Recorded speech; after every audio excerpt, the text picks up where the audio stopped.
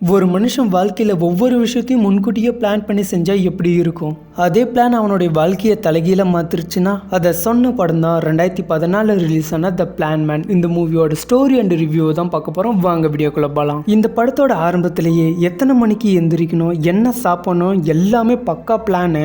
ஆனால் வாழ்க்கை என்னைக்கு நாம் நினைக்கிற மாதிரி போயிருக்கு.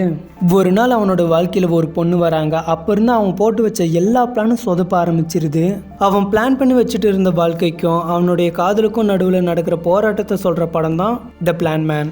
இந்த படத்தோட மிகப்பெரிய பாசிட்டிவ் என்னன்னா, இது ஒரு சாதாரண ரொமான்டிக் படம் மட்டும் இல்லை. இந்த படம் சிரிக்க வைக்கும், யோசிக்க வைக்கும், சில இடத்துல மனசையே தொடும். ஹீரோவோட நடிப்பு ரொம்பவே நேச்சுரலாக இருக்குது. குறிப்பாக ஓடிசி மாதிரியான பழக்கத்தை இவர் ஹேண்டில் பண்ண விதம் சூப்பராக இருக்குது.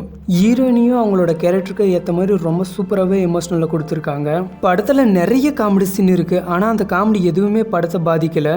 இந்த படத்தில் வர கொரியன் சாங் ரொம்ப சூப்பராக இருக்குது, ஆனால் ஒன்றும் புரியல, ஆனால் வெயிட் பண்ணலாம். இப்போ கொஞ்சம் ஸ்பாய்லர்.